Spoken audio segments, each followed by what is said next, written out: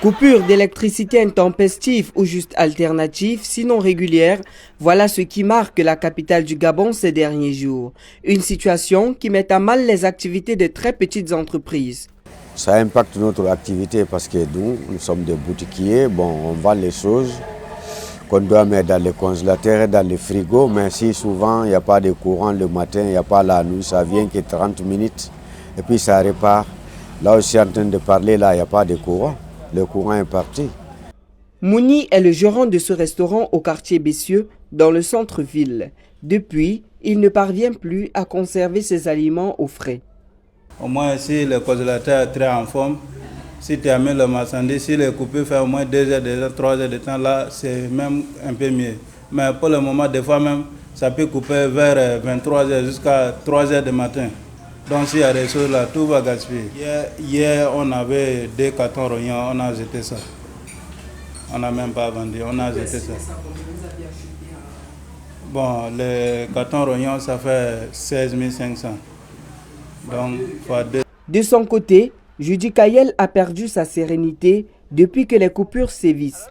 Les activités de son secrétariat bureautique à l'arrêt durant plusieurs heures, il n'a pas de moyens pour payer le bail mensuel de cet espace qu'il loue au lieu dit gare routière. Depuis qu'il y a ces coupures, on ne travaille pas.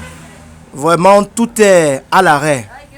Même les demi-cales photos, on ne peut pas le faire parce que même pour faire les demi-cales photos, il faut la lumière. Même pour les imprimer, il faut la lumière. Et le paradoxe parfois que nous rencontrons, c'est que nous n'avons pas de bailleurs assez compréhensifs. Je préfère le dire ainsi. Parce que quand le bailleur la fin du mois va arriver, lui c'est le 5, c'est le 5. Il ne sait pas que, oh non, peut-être tu as fait un mois ou bien tu as fait tout un temps dans la coupure. Donc franchement, vraiment, j'implore l'État, principalement le président de la République, son Excellence Brice Clotaire Nguema, que je sais que c'est un homme avec un grand cœur, que le Dieu Tout-Puissant, n'est-ce pas, met dans son cœur pour qu'il essaie de voir qu'est-ce qu'il y a lieu de faire vraiment pour remédier cette situation. Parce que là, je pense que beaucoup de gens seront obligés de remettre la clé aux bailleurs. Face à cette crise énergétique, la Société de l'eau et de l'énergie du Gabon n'est pas restée muette. Le 29 mai 2025, la société a annoncé une coupure générale d'électricité résultant de l'explosion d'une cellule dans un poste de distribution publique.